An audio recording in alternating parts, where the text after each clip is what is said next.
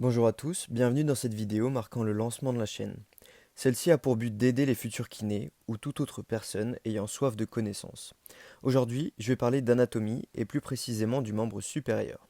Je risque de vulgariser les cours dans un premier temps pour que les vidéos ne soient pas aussi longues qu'un cours en amphi, mais surtout pour essayer d'apporter une vision différente que celle que te donne ton école.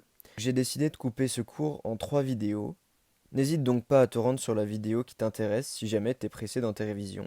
Tu trouveras les différentes vidéos dans le petit i en haut à droite de ton écran.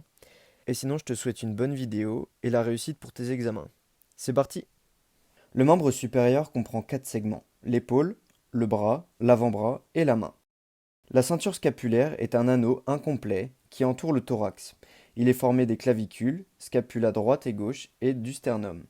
Elle permet la mobilité du membre supérieur selon 4 axes avec 3 degrés de liberté, la flexion-extension selon l'axe transversal, l'adduction et l'abduction selon l'axe antéro-postérieur, la flexion et l'extension du bras selon l'axe vertical, et enfin la rotation interne et externe suivant l'axe longitudinal de l'humérus. Bien évidemment, on peut effectuer des mouvements complémentaires comme l'élévation et l'abaissement, l'antépulsion et la rétropulsion de l'épaule, mais je ne vais pas plus m'attarder sur le sujet. Ces mouvements sont réalisés uniquement grâce aux différents muscles qui agissent sur les 5 articulations, mais je vais y revenir dans un instant. Avant ça, je vais introduire les différents os dans ce membre supérieur, en commençant par le sternum. C'est l'os le plus médian et antérieur du membre sup. Il fait la jonction entre les clavicules pour la ceinture scapulaire, mais également la jonction des côtes. On retrouve sur sa partie supérieure la fourchette sternale, avec la jugulaire qui passe à son niveau. Le sternum est divisé en 3 parties: le manubrium, le corps sternal et l'apophyse xiphoïde. La jonction entre le manubrium et le corps sternal s'appelle l'angle de Lewis. La clavicule, c'est un os allongé qui limite le cou et le tronc et qui est palpable en sous-cutané. Il a une forme de S allongé et on retrouve sur son bord latéral une concavité antérieure et sur son bord médial, donc le plus proche du sternum, une convexité antérieure. Si jamais tu as du mal avec les termes anatomiques, je t'invite à aller voir ma vidéo sur ce sujet. Elle sert essentiellement à maintenir une distance constante entre le sternum et la scapula. La scapula, du coup, est localisée sur la face postérieure du thorax, entre la deuxième et la septième côte.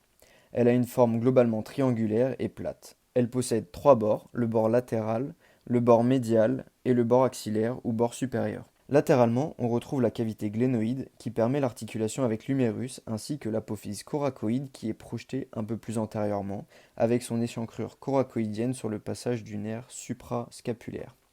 À sa face postérieure et latéralement à l'acromion, on retrouve les fosses sus et sous-épineuses avec l'épine de la scapula entre les deux. La scapula n'est reliée au tronc que par le seul intermédiaire de la clavicule. Comme je l'ai dit un peu plus tôt, l'épaule possède 5 articulations. L'articulation sternoclaviculaire, entre le sternum et les clavicules, c'est une articulation en selle, c'est-à-dire à 2 degrés de liberté. Elle est incongruente, ce qui lui apporte une instabilité géométrique, mais en échange, ça lui apporte une grande mobilité. C'est le seul lien ostéo-articulaire entre le membre supérieur et le tronc. L'articulation gléno-humérale, entre la glène de la scapula et l'humérus, c'est une articulation de type sphéroïde, donc avec 3 degrés de liberté. On y retrouve la capsule gléno-humérale, qui permet une meilleure stabilité et qui est assez fine sur sa partie inférieure. Il y a également un renforcement à ce niveau avec le ligament gléno-huméral supérieur, moyen et inférieur, ainsi que le ligament coraco-huméral. Pour finir, on retrouve au niveau de cette articulation le labrum, ou bourrelet glénoïdien, qui est un fibrocartilage et qui augmente la congruence et la surface de la glène de l'humérus. Pour finir, on retrouve l'articulation acromioclaviculaire entre l'acromion de la scapula et la clavicule. Ces 3 articulations sont de type synovial. On a également 2 plans de glissement: le plan de glissement sous-acromial et le plan de glissement scapulo-thoracique. Au niveau du membre supérieur, on retrouve le trapèze. Ce muscle prend une grande partie de la face supérieure et postérieure du corps et permet l'élévation de la ceinture scapulaire, l'antépulsion et la rétropulsion de l'épaule. Ce muscle est superficiel et se trouve sur les rhomboïdes.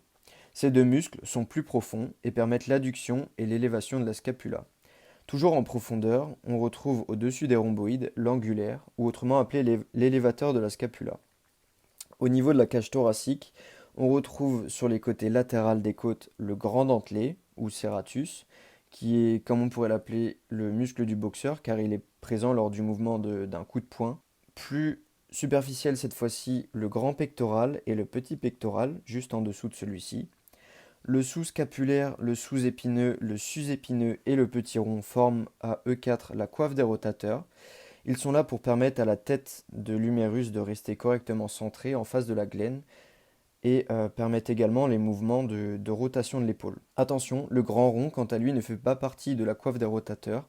Il faut bien faire attention car ça peut être une question piège posée lors des examens.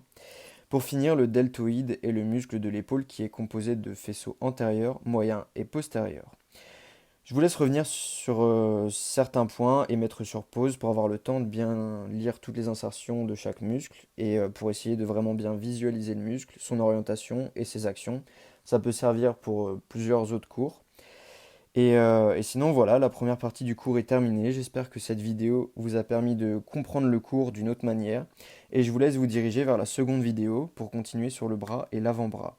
Si vous avez des questions sur certains points du cours, n'hésitez pas à me le dire dans les commentaires. Et sinon, bonne journée!